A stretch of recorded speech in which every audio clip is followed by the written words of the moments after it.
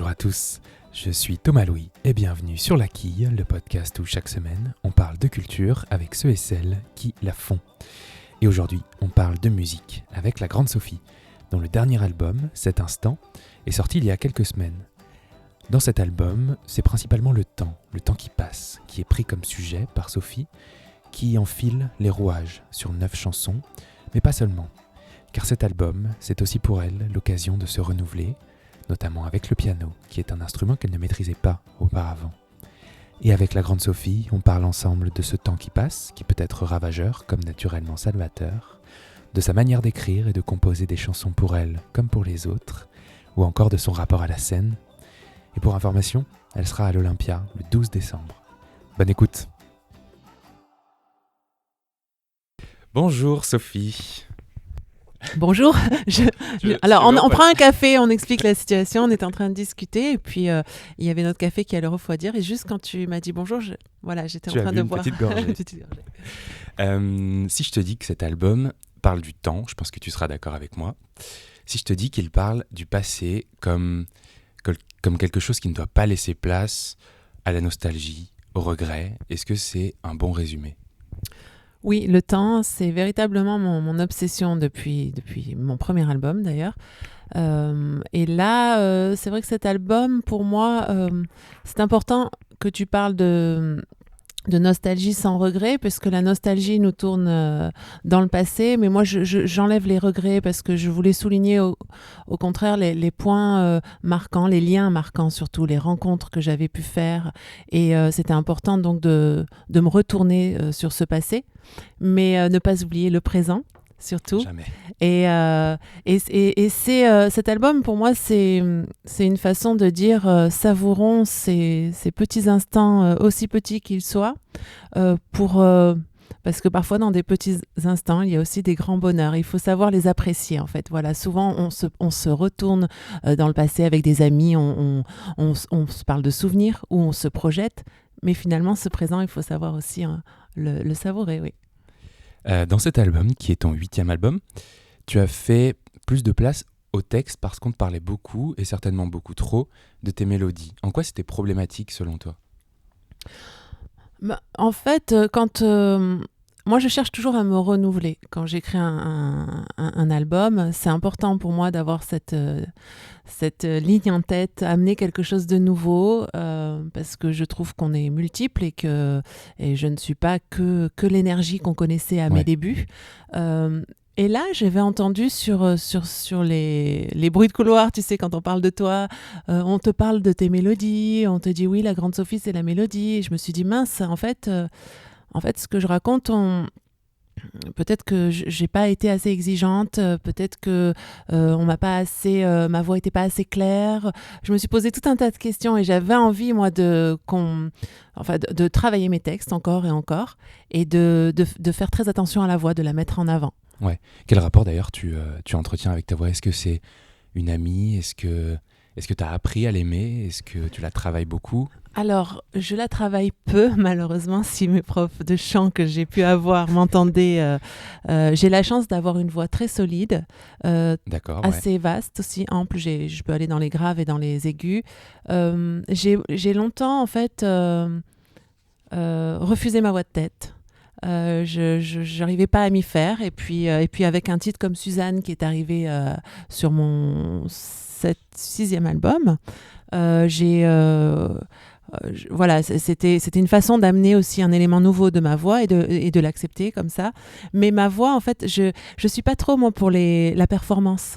Donc tout ce qui est performance, chanson, chanteuse, performeuse, tout ça, ça va pas me toucher en fait. Qu'on oppose souvent au texte d'ailleurs. Je regarde la technique, mais pour moi ça reste de la technique, et moi ce que je recherche dans une chanson, c'est avant tout de l'émotion, être saisie par quelque chose qui va me toucher. Ça peut être une maladresse.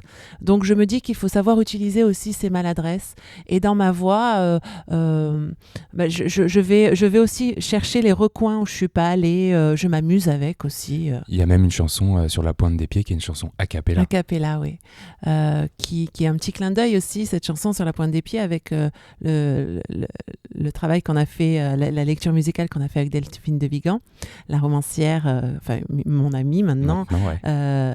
l'une et l'autre, c'était une super rencontre. Et puis, il y avait c'était un spectacle très intime. Il y avait beaucoup d'a cappella. Il y avait juste une guitare et nos deux voix. Et je me suis dit, bon ben voilà, ce spectacle n'a pas été enregistré, on l'a joué sur scène, tu as chanté a cappella sur scène, lance-toi sur ton album, écris une mélodie a cappella. Oui, c'est dommage d'ailleurs que ce spectacle n'ait pas été enregistré, je pense que ça aurait été assez joli. Il existe un enregistrement en vidéo que nous n'avons pas encore vu, mais c'était vraiment pour des archives pour nous. Ok. Est-ce qu'il y a quelqu'un sur cette terre qui a un pouvoir sur tes textes, notamment celui de te les faire modifier? Oui, alors je travaille deuxième gorgée de café. Je prends mon souffle et je bois. Allez hop, on y va. C'est important d'être bien entouré. Et j'ai rencontré des gens extraordinaires depuis mes débuts. Et là, je travaille depuis près de 20 ans avec ma manageuse qui s'appelle Judith Lévy. On s'entend, on s'entend parfaitement. On est très différentes. Et c'est un peu ma deuxième oreille. Elle me permet de prendre du recul. Elle souligne des choses que je ne vois pas parfois. Et c'est vrai que c'est elle qui écoute dans un premier temps mes chansons, mes maquettes, on en parle, on en discute. C'est elle, à part en dehors de mon mari qui est pas loin dans dans les pièces à côté. Et qu'on salue. Mais voilà, Judith, c'est vraiment quelqu'un en qui je fais une totale confiance. Et on se connaît bien maintenant. Oui, 20 ans, c'est quelque chose en soi. J'ai beaucoup d'affection pour elle. Vraiment, c'est un petit peu... C'est tous les sentiments qui viennent quand je parle d'elle. C'est presque ma sœur. C'est une alliée dans le travail. C'est important d'avoir quelqu'un comme ça. Oui, je pense. Surtout quand tu es chanteuse. Parce que vous savez, souvent, quand on se produit sur scène, les gens viennent vous féliciter. Mais moi, je n'aime pas forcément être brossée dans le sens du poil tout le temps. J'aime les discours constructifs qui vont me faire avancer. Et je sais que tous les artistes ne supportent pas forcément ça, mais moi j'ai besoin qu'on... Voilà, je suis parfaitement lucide sur tout ce que je fais. Parfois, j'aime bien qu'on me souligne un point où je dis même à mon équipe, quand on travaille, quand on répète, s'il y a quelque chose où je suis trop speed dans le temps ou si je chante faux sur une phrase, vous me le dites parce que moi, ça me fait travailler. Là-dessus, je suis très à l'écoute parce que ça fait avancer, tout simplement. Bien sûr. Nous étions est une chanson de l'album et raconte une histoire d'amour qui dure, qui reste solide malgré le temps qui passe et plutôt grâce au temps qui passe cette fois-ci. Je lui ai enfin trouvé un point positif à ce temps qui passe. J'ai cherché mais j'ai trouvé ça. Aujourd'hui, collectivement, quel est notre rapport au temps? Est-ce que la société nous permet de le modeler, de le prendre, de le perdre? Le rapport au temps est plus compliqué, je trouve. Par exemple, il y a un terme que j'aime beaucoup, c'est le terme être oisif, qui à un moment donné pouvait être quelque chose qui pouvait être vu de façon très négative, mais je trouve qu'à notre époque, c'est presque un luxe, puisque tout va très très vite. Oui, on en parle souvent. On agit vite, on a les informations qui arrivent de toutes parts, tout va très très vite, on communique très vite. Donc parfois aussi, on est toujours pris par quelque chose, nos yeux, nos oreilles, et parfois se poser, ne rien faire, rêver, eh bien, pour moi, c'est reprendre des forces, de l'énergie, et il faut savoir le faire. C'est difficile, je trouve, dans notre société de pouvoir le faire. Oui, je pense qu'on est sursollicité et que précisément, c'est presque une épreuve maintenant de prendre... Donc, des termes comme oisif, ou même, j'irais même jusqu'à paresse. Pourquoi pas? Pourquoi pas? Ennui. Oui. Et alors, pour cet album, tu as presque troqué les autres instruments pour un piano. Un beau piano droit que je sais Kamel qui donne sur les toits. Presque. Et que tu t'es approprié jusqu'à faire une chanson huis clos qui est un solo de piano, n'ayons pas peur des C'est un instrumental, on va dire, oui, parce que solo, je sais pas. En fait, je me suis raconté surtout mon histoire durant l'enregistrement. Il n'était pas prévu, cet instru. Au départ, il n'était pas du tout prévu. Mais une fois que j'ai livré mes 8 chansons, puisqu'il y a 8 chansons plus cet instru dans mon album. Il y a 9 pistes. Voilà. Une fois que j'ai livré mes maquettes aux réalisateurs Sayem et Sébastien Berthaud, les deux personnes avec qui j'ai travaillé, je leur ai demandé plein de choses, qu'on emmène les sons plus loin, qu'ils me proposent des sons actuels, surtout, ça c'était important. Et on a travaillé par Internet, on s'envoyait par fichier. J'aurais dit voilà, ça je tiens à cette ligne de basse, mais le son ça va pas. Et eux, ils mettaient parfois une semaine à me répondre, parfois 2 semaines. Et moi, je pouvais pas rester comme ça, sans rien faire, à attendre. Au début, j'étais bien sage, mais après, je dis c'est pas possible. Là, ça me rendait malade presque Donc, j'ai pris mon piano. D'être oisive. Voilà. Non, mais oui, mais parce que j'étais en attente de quelque Non, oui, chose, donc ça paralysait un peu. Je me suis dit non, fais-en quelque chose de tout ça. Et puisque tu es dans l'attente, écris cette attente. Et j'ai de jour en jour, durant mes heures d'attente, mes retours de Sayem et Sébastien, j'ai écrit chaque jour cet instrumental. C'est un peu la BO de tout ce qui s'est passé. Et justement, tout à l'heure, tu parlais de te renouveler. Est-ce que te mettre au piano, c'était un enjeu pour l'album ou pas du tout ? C'était un petit challenge parce que j'ai fait ça de façon très autodidacte. Ouais. Mais c'était aussi une façon de dire tout est possible à n'importe quel âge. J'aime bien cette idée. Parce que souvent on se prive des choses, on se dit non, je vais pas commencer le piano, je vais avoir 50 ans, c'est pas possible. Mais si on peut, si on aime faire quelque chose, si on est attiré par si on n'aime pas forcément, objet, mais si on a envie de le faire. Oui, c'est l'envie qui prime. Et ça, c'était aussi c'est un petit message quelque part que c'est possible. Est-ce que ça modifie ta façon de chanter un nouvel instrument ? Ma façon de composer. De composer, ouais. Certainement. Ma façon de chanter. Je sais pas vraiment si ça modifie ma façon de chanter. Ma façon de chanter, souvent j'écris mes instrus, je cherche des phrases, tout vient en même temps. Moi, c'est très lié, le texte et la musique. Ouais. Et puis après, je me retrouve devant mon micro.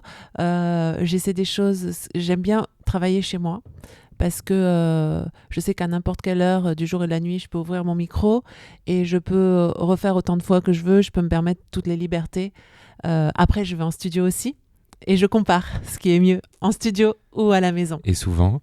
Alors là, tu vois, on parlait de ma manageuse tout à l'heure, Judith Lévy, elle m'a dit, ça fait beaucoup d'albums que tu fais chez toi, essaie aussi d'accepter d'avoir un retour sur ta voix et de chanter devant les autres. D'être soumise au jugement aussi. Voilà, et puis d'avoir comme un public, ça donne aussi autre chose. Et alors je lui ai dit, ok, moi je vais le faire, mais je ferai quand même chez moi et on comparera. Et il se trouve que là, ça a mieux marché. La plupart des titres que j'ai gardés ont été ceux qui ont été enregistrés en studio. Il y avait un enjeu quelque part, un petit enjeu de chanter devant Sayem, Sébastien, ceux qui m'entouraient. Donc, ça donne quelque chose de différent. C'est un album, à vrai dire, assez éclectique selon moi. On sent que tu t'es amusé à le faire. Tu chantes a cappella, tu parles. Il y a même des touches d'électro. Tu parlais tout à l'heure de te renouveler. C'est pas trop difficile de lâcher cette sacro-sainte guitare avec laquelle on t'a beaucoup connu et tout ce qu'elle implique, notamment auprès du public ? Alors, c'était... je me suis dit, concentre-toi sur ce qu'il y a de ludique, qui était le piano à ce moment-là. Ouais. La guitare, je savais que je pouvais la retrouver sur scène. D'ailleurs, elle fait partie de... voilà, elle réapparaît sur scène. Je lui ai fait une place. Mais parce que je savais que je ne pouvais pas tenir... j'aurais pas pu jouer tous les morceaux au piano sur scène parce que je veux un contact avec le public et j'aurais été trop stressée par ce nouvel instrument. Alors que la guitare, elle fait presque partie de mon corps. Je suis à l'aise avec, même peut-être plus à l'aise avec une guitare qu'avec juste un pied de micro et ne pas savoir quoi faire de mon corps. Donc cette guitare, évidemment, je lui ai fait une place et je compose toujours aussi quelquefois avec. Mais là, je voulais tourner une page, amener autre chose. Te renouveler encore une fois. Ouais. Oui. Et je précise d'ailleurs que tu seras le 12 décembre à l'Olympia, c'est ça ? C'est ça, c'est très bientôt, ça passe très vite. C'est incessamment sous peu. Comment tu travailles ton phrasé qui est assez vif, assez marqué?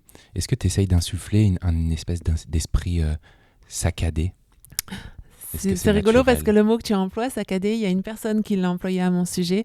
Il y a pas mal d'années, quand je faisais les parties de Calogero, il m'a dit tu parles de façon saccadée et tu parles comme tu chantes. Je ne suis pas persuadée que ça soit un point négatif, tu vois. Mais non, je ne dis pas que c'est un point négatif, c'est des choses dont je ne me rends pas forcément compte. Et, ça, peut-être je l'ai accentué sur cet album, puisqu'il y a des chansons où il y a une espèce de flow qui pouvait exister sur un titre comme Du Courage, où il y avait aussi, on parle de saccadé, on retrouvait ça dans mon chant. Il y avait aussi Où j'irai cet après-midi, plusieurs titres où pour moi c'est un prolongement ce que j'ai fait là, mais j'ai accentué ma diction pour que le texte soit plus audible. La pochette a été réalisée par Simon Kérola. Oui. Je vais la décrire, c'est une vitre brisée par un coup de poing et ton visage apparaît derrière. Enfin, on le distingue en tout cas. Est-ce que tu peux juste nous l'expliquer Alors déjà, Simon Kérola, je l'ai rencontré par Instagram. J'aime ce réseau parce que c'est le réseau de l'image et je regarde beaucoup, ça m'attire les photos.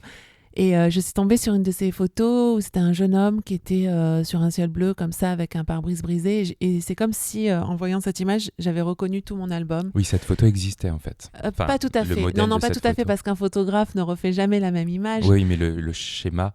Voilà, moi j'ai reconnu des traits forts par rapport à mon album, le fait que ce soit je voulais illustrer le temps, mais je voulais trouver une manière poétique de l'illustrer, et pour moi ce pare-brise brisé, c'est un petit peu des marques qu'on peut avoir sur le visage qui vont s'accentuer, qui vont encore se fissurer, et je trouvais ça joli que ça soit sur un ciel bleu. Donc j'ai contacté Simon qui est suédois. Et on a correspondu comme ça sur Instagram. Je lui ai dit voilà, je lui ai dit ce que je t'ai dit, je reconnais mon album, je lui ai fait écouter, je lui ai dit j'aimerais bien que vous veniez faire les images à côté de Paris, on a fait ça dans la campagne. Et il est venu, c'était un très jeune garçon, très doué. Et j'ai vraiment, toutes les images qui sont sur l'album, j'ai vraiment eu la vision que je voulais véhiculer, en tout cas, oui, que je voulais véhiculer. Et puis, je trouve ça très poétique, très esthétique aussi. Et il a rempli sa mission avec perfection. Quelles sont les marques du temps, en parlant de ce pare-brise brisé, quelles sont les marques du temps les plus visibles sur cet album par rapport au premier ? Au tout premier ?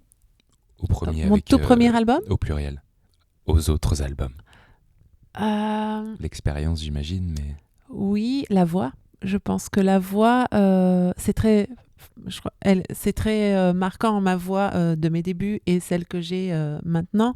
Alors, je la comprends tout à fait. Ma voix de mon premier album sur La Grande Sophie s'agrandit, c'était une joie de rentrer en studio, une joie de mettre mes chansons sur un support, sur un CD, d'exprimer cette voix avec un sourire. Je mesure parfaitement la chance que j'ai de faire ce métier. J'ai toujours voulu faire ce métier depuis petite. Et ça a toujours été, comme on dit, calme ta joie. Je n'arrivais pas à la calmer, quoi. J'étais ce bonheur, j'avais besoin de le transmettre. Et on le ressent sur beaucoup d'albums. Et là, je pense que ma voix est plus mature, je pense, maintenant.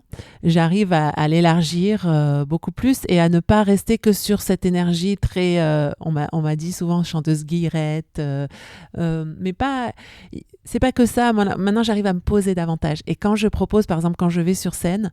je crois qu'il y a tout un parcours où il y a des musiques plus lentes, plus posées, une voix plus stable. Et puis parfois, j'ai envie d'aller dans une énergie où ma voix décolle. Je joue de tout ça maintenant, beaucoup plus, oui. Ça veut dire quoi, une chanteuse qui dure dans le temps ? Puisqu'on vient de le dire, tu as fait beaucoup d'albums, je cite. Enfin, j'en ai fait 8. C'est pas mal, 8 quand même. C'est pas mal. C'est vrai que quand on se retourne, c'est un petit peu vertigineux, mais rien à côté de longues carrières comme Françoise Hardy ou bien d'autres qui ont fait plus de 27 albums. Et ça, je trouve ça... je me dis, cette façon d'arriver à toujours écrire, à être curieux, ça, c'est ce qu'il y a de plus difficile, vraiment. La distance, en fait. La distance, une carrière. Oui, c'est... C'est ça le plus difficile. C'est ça le pour plus toi. difficile, oui, parce que c'est très facile de faire un premier album, un deuxième, surtout maintenant, avec l'informatique musicale. Tout le monde peut avoir une application et s'amuser à faire une chanson, Et de ce fait, il y a beaucoup de concurrence. bien sûr. Mais après, il va falloir aussi se dire que dans le temps, encore avoir quelque chose à dire, amener Ouais. des nouveautés aussi. Ça, c'est plus complexe, vraiment. Se renouveler. Oui, oui, Quand est-ce que le temps ne t'échappe pas sur scène. sur scène? Oui, oui. Est-ce que tu saurais nous l'expliquer, ça? Quand on monte sur scène, bon déjà la scène je l'ai choisie au départ. J'ai pas fait un album et puis après je suis montée sur scène. J'ai choisi d'apprendre sur scène, de traverser différents lieux comme des squats, des lieux minuscules comme des bars qui n'étaient pas conçus pour la musique et d'arriver comme ça avec ma guitare, une grosse caisse au pied et de jouer mes chansons que j'écrivais, de tester un petit peu comment elles étaient perçues et j'ai eu des fabuleux retours puisque ce public m'a toujours été fidèle et me suit encore. D'avoir dans des bars comme ça un silence absolu, des gens qui écoutent, on se dit tiens, il se passe quelque chose, j'ai envie de recommencer ça la semaine qui suit. Donc la question c'était La question, c'était quand est-ce que le temps ne t'échappe pas et sur le scène? temps sur scène, je trouve que moi qui aime regarder les autres, je suis une observatrice avant tout et quand je suis sur scène, j'aime voir les regards. J'aime voir, je me dis toujours que quand je pars sur les routes, c'est avant tout une liberté absolue de tout quitter et d'aller là où vivent les gens et d'amener des petits bonheurs. Je sens que les gens viennent me voir et me disent oh, vous nous avez transmis quelle pêche, quelle énergie. Ils repartent avec quelque chose qui, j'ai l'impression, leur fait du bien. Et moi, ce partage de la musique, cette énergie qu'on a partagée ensemble, me fait du bien aussi. Et je ne peux pas être autre part que dans le présent. Je suis face à eux, je les regarde, et puis on va vivre quelque chose d'exceptionnel puisque chaque soir est différent. Lorsqu'on parle de temps qui passe, on peut penser au temps de ta carrière de chanteuse dont les envies et l'écriture évoluent, on vient d'en parler. Est-ce que tu aimes l'exercice de rechanter tes tubes, tes titres d'il y a 5, 10 ans? Oui, d'ailleurs, certains titres comme Du courage, où on savait... moi, ce qui me plaît, c'est de les remettre au goût du jour. Parce que eux on est obligé, je pense, de te les demander sur scène. Oui, et je comprends, parce que moi aussi, quand je vais voir un chanteur, j'ai envie d'entendre ses titres phares. Mais ce que j'aime faire, c'est, oui, trouver une version différente qui appartient à, là on est en 2019 par exemple, Du courage à sa version de 2019, c'est un petit peu comme une collection dans la mode. Je leur fais un nouvel habit. La petite robe noire. Oui. Mais oui, moi c'est aussi une manière de garder une fraîcheur pour les chanter. Rien n'est figé, se dire que aussi en live rien n'est figé et que c'est vivant. Oui, ne serait-ce que pour toi, Oui, je pense que ça peut devenir redondant de chanter. Oui, bien sûr. Et je pense que le public aussi, maintenant le public qui me connaît, se dit tiens, qu'est-ce qu'elle va nous proposer? Elle en a déjà fait 6 versions. Quelle va être la 7e? Est-ce qu'elle va arriver à faire? Et dans la musique, ce qui est génial, c'est qu'il y a cette idée d'infini. Moi, parfois, je me dis bon, là, je sais pas, je vais pas pouvoir faire autre chose que ce que j'ai déjà fait. En version reggae, peut-être. Mais non, mais il suffit de se lancer, d'essayer, de ne pas avoir peur, encore une fois, ne pas avoir peur, et d'essayer. Et le côté parfois spontané gagne le dessus, et on se lance sur une phrase, on garde notre mélodie, bien sûr, mais on essaie des petits éléments autour, et on se dit, c'est ça que je veux. C'est ça que je veux en 2019, 2020 sur la tournée. Alors, on parlait de Françoise Hardy. Tu écris encore pour les autres. Je pense notamment à la chanson Le Large de Françoise Hardy, il n'y a pas si longtemps. Et d'ailleurs, un titre de ton nouvel album, Où vont les mots, était pour elle à l'origine. Qu'est-ce que ça change d'écrire pour les autres? Est-ce que c'est de l'ordre de l'exercice, du devoir à la maison, où tu arrives à en tirer quelque chose de personnel, voire à te livrer dans une perspective un peu d'intime? Alors déjà, il y a se dire qu'on va travailler pour quelqu'un d'autre, on va être à son service. Oui, justement. Est-ce que ça te bride ou pas du tout? J'aime ça en fait, parce que ça t'amène toujours quelque chose de nouveau, des éléments nouveaux. Tu réécoutes ce qu'a fait l'autre artiste, tu réécoutes et tu te dis tiens, déjà tu rentres dans son monde et tu t'imprègnes. Et après tu laisses venir les choses. Mais moi, je suis très à l'écoute aussi. Bon, j'ai la chance de correspondre avec Françoise Hardy, donc elle me donnait plein d'éléments puisqu'on souvent on s'écrit ce qu'on aime en musique, on s'envoie des fichiers, écoute ça, et puis j'avais beaucoup d'éléments et je me suis dit, déjà j'avais très envie, quand elle a écrit Personne d'autre, ce nouvel album, d'y participer. Donc, je lui ai envoyé Le Large qui est venu en premier, qu'elle a adoré tout de suite. Et je ne savais pas qu'elle allait adorer puisqu'elle écrit ses textes. Moi, je n'arrive pas à écrire la musique sans les textes. Donc, je me suis dit, bon, voilà, j'ai ce lot-là. Elle enlèvera le texte si ça ne lui plaît pas. Elle va pouvoir écouter la mélodie. Et elle m'a dit, non, non, je garde tout. Donc déjà, elle m'a fait confiance. Et puis c'est quelqu'un que j'apprécie beaucoup, c'est la chanteuse de l'intime. J'ai essayé d'être aussi dans un thème qu'elle avait déjà, elle avait déjà chanté ce thème-là, mais j'ai voulu l'ouvrir en fait. Alors, oui, ne pas la perdre, mais...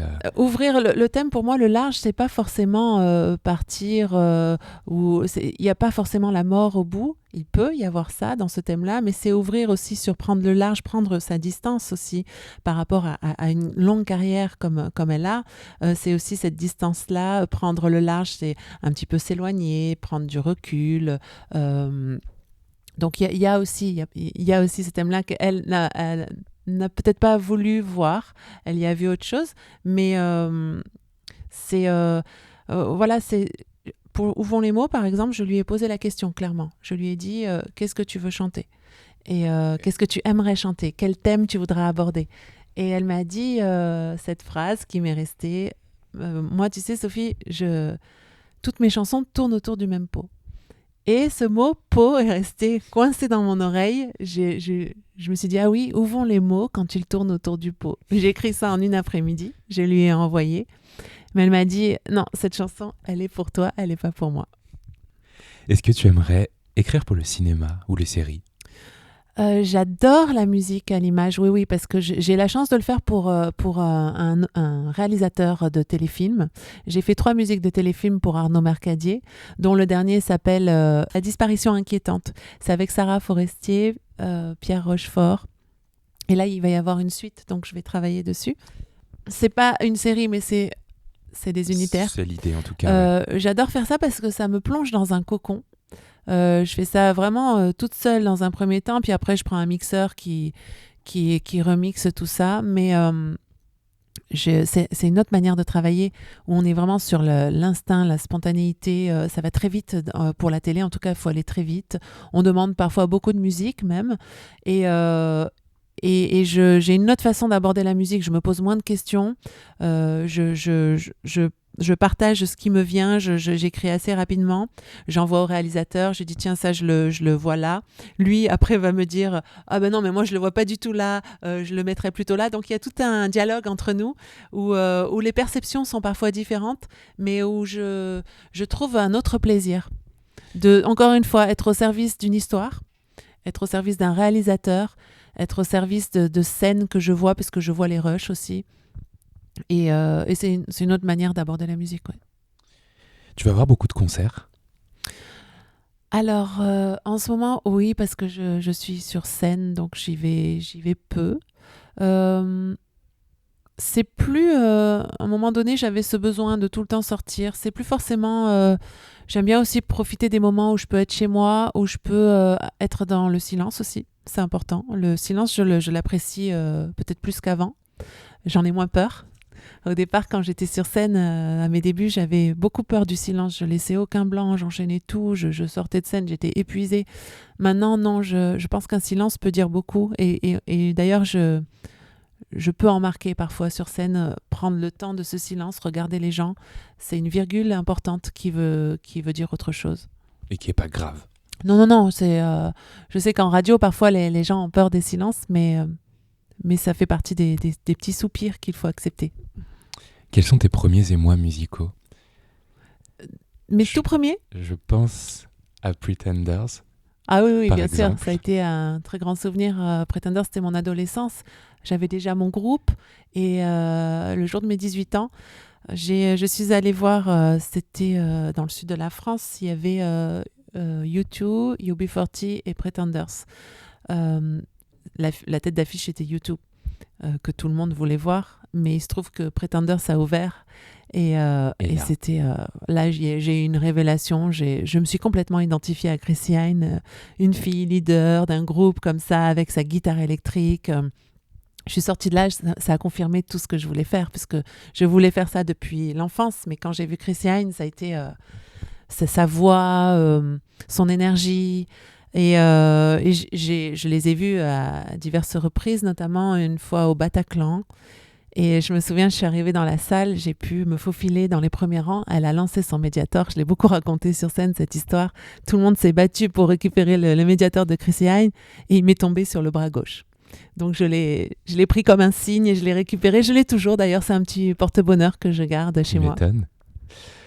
Et enfin, une dernière question que je pose à tous mes invités. Quels sont tes derniers coups de cœur culturels ? Alors, mes derniers coups de cœur culturels, j'adore... j'ai passé un été à lire Fab Caro. C'est génial. Mais alors, Fab Caro, il a le don de me faire... excusez-moi l'expression, mais pouffer de rire. C'est une expression, c'est vraiment, je glousse de rire, j'explose de rire, et je me sens obligée, même quand je lis Fab Caro, de partager ça avec mon entourage. Je dis non mais attends, faut que je te lise ça, et je lis la scène, et c'est vraiment, il m'amène beaucoup de bonne humeur. J'ai même lu son roman que j'ai beaucoup aimé, Figurec. Le deuxième, je l'ai acheté, j'ai pas encore eu le temps de le lire. Comment il s'appelle déjà ? Le discours. Le discours. Figurec, c'était génial aussi l'histoire. Donc, j'ai eu mon été Fab Caro. Là, par exemple, dernièrement, il y a quelques semaines, j'ai découvert une pianiste québécoise qui s'appelle Alexandra Strelinski. Je l'ai découverte un petit peu par hasard, mais quand j'ai entendu son jeu et ses compos, c'est comme si elle me tendait la main, qu'elle m'amenait dans un univers qui était proche de tout ce que j'aime en piano. Notamment, j'aime beaucoup l'univers de Joe Hisaishi. Le compositeur japonais. Ok. Et j'ai trouvé, voilà, ça faisait écho ces compositions faisaient écho à tout cet univers-là. Donc, j'ai écrit un petit mot. Je lui ai dit que j'aimais beaucoup et j'espère qu'on se rencontrerait. Le message est passé. Merci beaucoup, Sophie. Merci. Il y a un truc qui m'est pas revenu. Ah non, ça y est, oui. La disparition inquiétante, c'était le téléfilm. Et c'était quoi au début que j'ai zappé qui m'est pas revenu ? Ah bah, alors je ne sais pas. Alors c'est toujours dans l'air, ça va, c'est en train de faire un petit cercle là-haut. Je le mettrai peut-être en et ça légende. va peut-être revenir dans 1 heure, mais tu seras plus là. Et plus personne sera là. Merci beaucoup. Merci. Et bien voilà, la quille, c'est terminé pour cette semaine. Mais on se retrouve évidemment la semaine prochaine avec un nouvel invité ou une nouvelle invitée. En attendant, si l'entretien avec la grande Sophie vous a plu, n'hésitez pas à le partager.